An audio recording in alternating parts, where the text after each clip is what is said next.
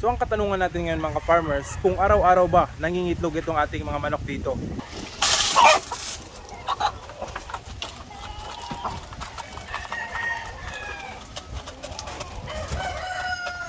So ito na po yung itlog mga ka-farmers ng ating Black Australorp. Ito ay mga matatanda ng manok. Ito yung kanilang itlog. So ito yung ginamitan natin ng supplement. So yan, malalaki yung kanilang itlog. Yan, jumbo sizes ito. XL to jumbo. Lahat ito malalaki. Yan Yan, hindi na magkasya sa aking kamay. So lahat ng itlog na ito ay mapupunta sa incubator dahil nakastan ito. Kung meron tayong rooster na inilagay dito. So ito na yung resulta ng pagbibigay natin ng supplement. Malalaki yung kanilang itlog. So yan ang ganda ng quality. So yan, ubos na yung kanilang tubig. So mamaya papalitan natin yan ngayong hapon. Papalitan natin yan ng Vitamin Pro, yung vitamins. So kaninang umaga ang nilagay natin dyan ay yung Egg 1000 dahil naubos na. Vitamin Pro naman ngayong hapon. Alright, ito ang lalaki nila.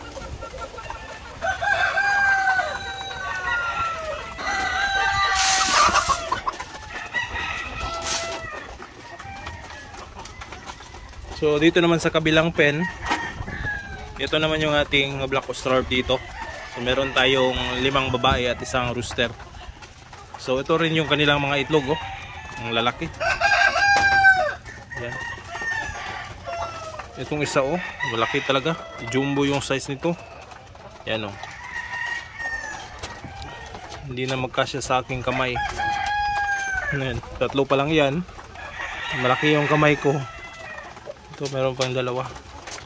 So hindi na talaga magkasya. So ito, incubate din natin yan. Lalagay natin yan sa incubator. Dahil meron tayong rooster dito. So meaning fertile yung itlog nandito.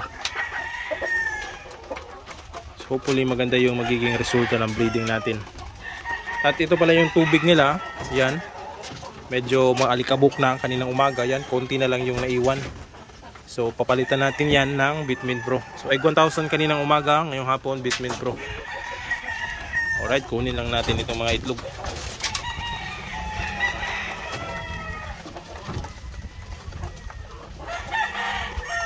Yan ang lalaki ng mga itlog. Woo! Lalaki. So ito naman yung mga abuhin natin na manok. So yan, merong itlog dito So naglilimlim, pero hindi natin hahayaang maglilimlim yan.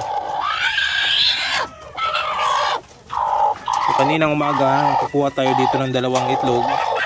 Palabas lang natin ito para makakain.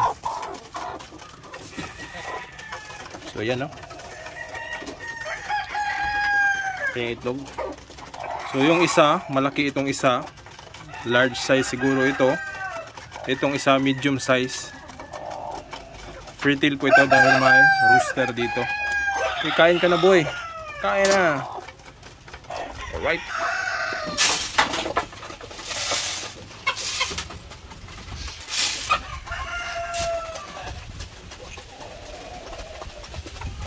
Ito naman yung itlog ng white leghorn natin. Pasensya na kayo kung nasa sahig pa.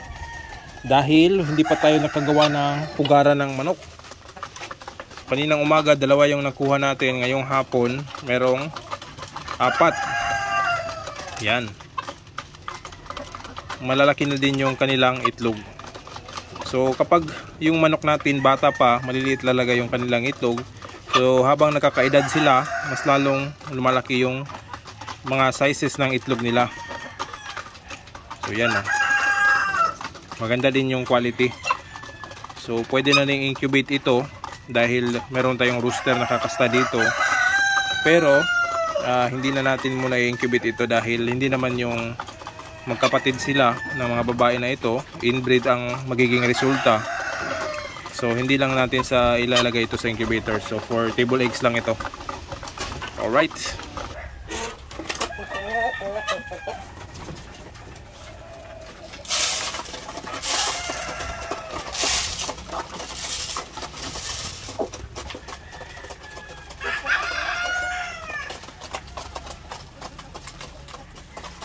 So yan yung process natin ng white leghorn at saka barred rock. So meron tayong 7 mga manok dito. So ito yung mga matatanda na. So running 4 years old na talaga itong mga manok. So ito mga puti, running 4 years old. Pati ito, yung rooster natin 2 years old pa lang yan. So ito yung kanilang itlog. Yan. Ito malaki yung isa. So meron tayong 3 puti at isang brown na itlog. Yan o. Ang lalaki talaga. So yan yung itlog ng almost 4 years old na manok. Meron pang quality. Malalaki pa yung itlog nila. Yan. So yan yung kagandahan sa nagawa kong breeding sa crosses ng puti ko. So kahit matanda na, nagbibigay pa rin ng magandang klaseng itlog. So almost everyday pa rin ako nakakuha ng ganitong amount ng itlog.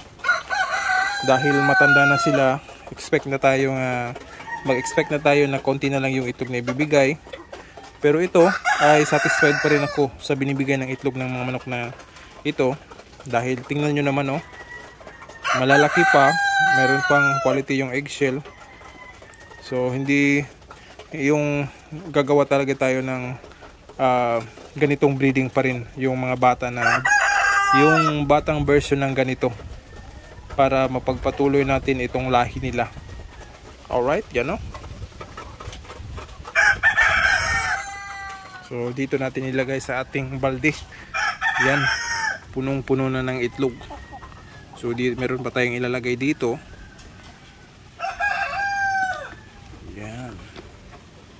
Yan o, malalaki talaga yung kanilang itlog ngayon. Except dito sa yung pure white leghorn natin na mga bata pa na inahin. Ito, nasa medium size pa lang yata ito. Pero goods na ito mga ka-farmers. So 4 lang yung sa white leghorn dito. Yung iba ay lahat dito na kulungan. So ang katanungan natin ngayon mga ka-farmers, kung araw-araw ba nangingitlog itong ating mga manok dito? Right? So dito sa akin mga ka-farmers, dito sa aking manukan mga ka-farmers, especially itong nakahilirang mga kulungan na ito, everyday meron talaga akong makukuhang itlog. So pero hindi lahat ng pen ay meron tayong makakuhang itlog. So mostly dito mga ka-farmers, paminsan-minsan meron talagang breeding pen na wala, especially kapag yung mga manok natin ay naglulugon. Pero kapag peak nila o season talaga ng pangingitlog ng mga manok natin, ay everyday talaga tayo merong makukuhang itlog. So sa panahon ngayon, araw-araw tayong nakaka-harvest ng itlog. Although hindi ito perfect na nangingitlog lahat, so meron pa rin pailan-ilan na hindi pa nangingitlog or alternate silang nangingitlog, pero makakuha pa rin tayo ng magandang mga klaseng itlog dito sa breeding pen na ito. So dahil nagbi-breeding tayo at season ng pangingitlog ngayon at meron tayong inilagay na supplement para maparami yung production ng itlog natin, ay maganda yung nakukuha nating mga itlog o harvest ngayong panahon na ito. Ang pangingitlog din sa ating mga alagang manok, ang pangingitlog din ng ating manok mga ka-farmers ay nakadepende sa kanilang pagkain.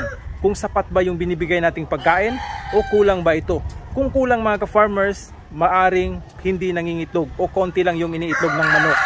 Pero kung sakto at tama yung binibigay nating patuka, nandun yung tamang nutrients ng pagkain nila, plus naglalagay tayo ng additional supplement dito sa painumin ng ating mga alagang manok, mataas ang tsansa na everyday silang nangingitlog. Sa pagpili din ng feeds mga ka-farmers, ay kailangan din natin yung tamang sustansya na nandun o nakapaloob sa feeds natin.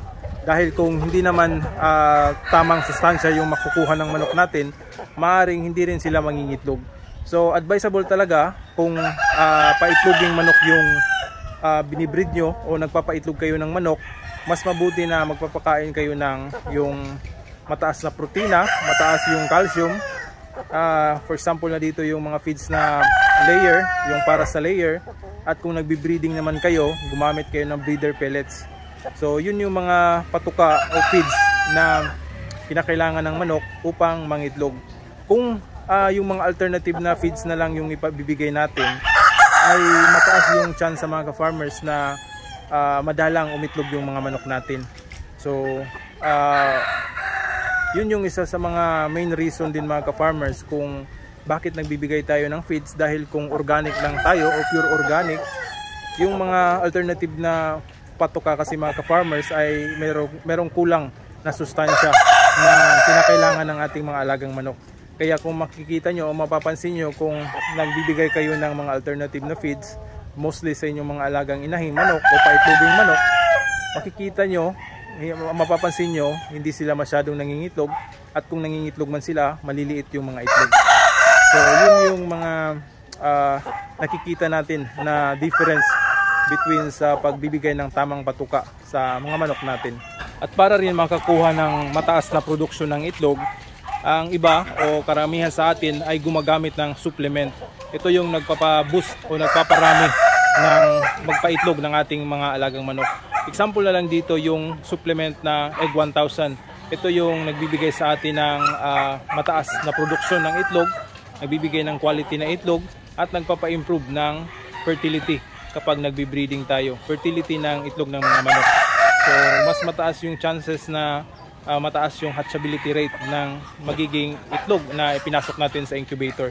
So yun yung isa sa mga na-improve na technology ngayon na supplement para makapag-produce ng maraming itlog ang ating mga alagang manok. Alright?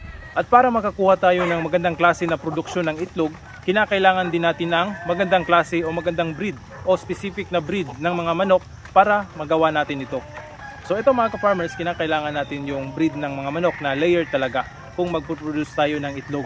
So yung mga ibang klaseng manok, yung oriental fowl, gaya ng mga asil, huluhano, darag at yung iba pang oriental na hindi kagaya ng layers na katulad ng heritage chicken, yung white leghorn na layer type na mga manok.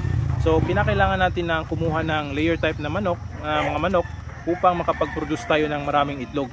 Dahil kung yung mga manok nyo ay yung mga asil, huluhano, native, yung parawakan, ano pa. So kung yung ganun yung mga manok nyo, maaaring hindi kayo makakuha ng maraming production ng itlog. Dahil yung mga manok na yon ay hindi yon production type na egg production type o egg laying na mga manok. So kagaya nito, heritage chicken, ito yung mga manok na dapat yung kunin kung mag-free range na free range chicken ang hanap nyo o yung gusto nyong pasuking negosyo o hanap buhay o di kaya libangan. So humanap ka ng layer chicken na gagamitin nyo sa inyong farming.